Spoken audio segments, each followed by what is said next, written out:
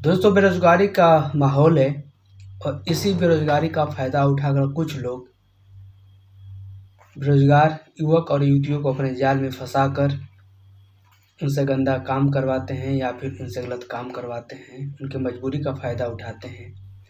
आज के वारदात में हम ऐसे ही एक कहानी के बारे में बात करेंगे, जिसमें कुछ लोग मिलकर बेरोज़गार युवतियों को अपने जाल में फँसाते थे और एक फर्जी नेटवर्किंग कंपनी बनाकर लोगों को जोड़ते थे। जैसा कि आप लोग मालूम है, कंपनी में लोगों को जोड़ा जाता है जो नेटवर्किंग कंपनी है, और पता नहीं उससे क्या प्रॉफिट होती है, कैसे वो कंपनी चलती है, लेकिन उन लड़कियों को उस कंपनी में कुछ अलग ही सामना करना पड़ता था।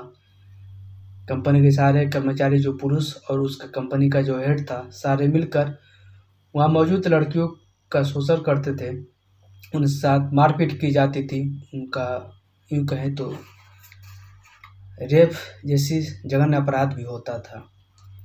आज की वारदात में उन्हीं कहानी की अगर कहानी कहाँ है और कैसे उस कहानी का खुलासा हुआ, कैसे पुलिस इस घटना तक पहुंची, सारी बात इस वीडियो में। आइए आज की वारदात शुरू करते हैं। दोस्तों, मैं हूं इश्तियाक अहमद और आप देख रहे हैं the Hindi gadget news analysis. दोस्तों, ये घटना है बिहार के मुजफ्फरपुर जिला का। मुजफ्फरपुर जिला का एक थाना पड़ता है अहियापुर, और अहियापुर का एक गांव पड़ता है बखरी।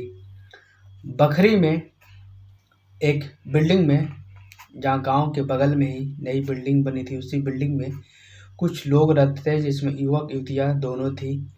गांव वालों को लगा कि कोई बड़ी कंपनी अंदर चलती है, लेकिन अंदर कुछ और ही होता था। असल में जब यहीं की एक लड़की किसी तरह भागकर पुलिस के पास जाती है और यहाँ का जो उसके साथ बीती थी वो पुलिस को बताती है, तो पुलिस भी हैरान रह जाती है कि हमारे पास एक सुराग नहीं लगता है कि आसपास हमारे हो क्या रहा है। असल में उस पीड़िता का नाम सीमा था। सीमा बताती है कि मुझे एक तिलक सिंह नाम के लड़के से फेसबुक पर फ्रेंड रिक्वेस्ट आया।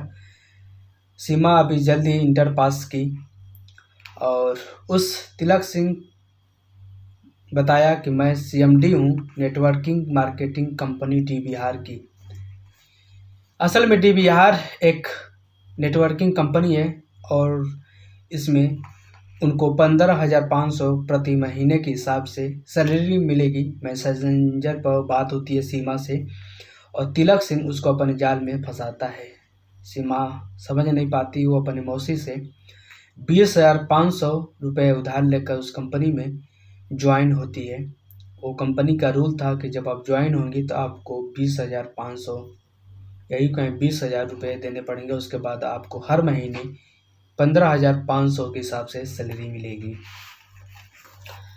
1 साल हो गया, लेकिन धीरे धीरे किसी को भी कोई सैलरी नहीं मिल रही थी और उनके साथ जो तिलक सिंह है, अपने प्रेम जाल में फंसाकर सीमा के साथ अवैध संबंधी बनाया। यही नहीं, सीमा और भी कम से कम 21 लोगों को जोड़ती है और सबसे ये कंपनी उतना ही पैसा लेती है, 20,500। सीमा आगे बताती है कि हरेराम एक उसमें काम करता है और हाजीपुर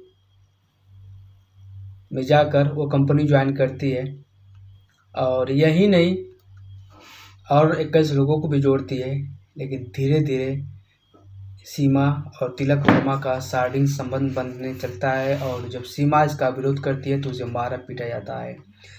यही नहीं, सीमा बताती है कि उस कंपनी में मोहम्मद इरफान, इनामुल हक, मनीष सिन्हा और भी तकरीबन 10 लोग थे, और जितनी युवती इसमें जुड़ रही थी सबके साथ यही होता था। उनके साथ शारीरिक संबंध बनाया जाता था, उनके साथ मारा पीटा जाता था और कहा जाता कि जो भी काम नहीं कर पाएंगे उनको बड़ी बुरी तरह से मारते थे।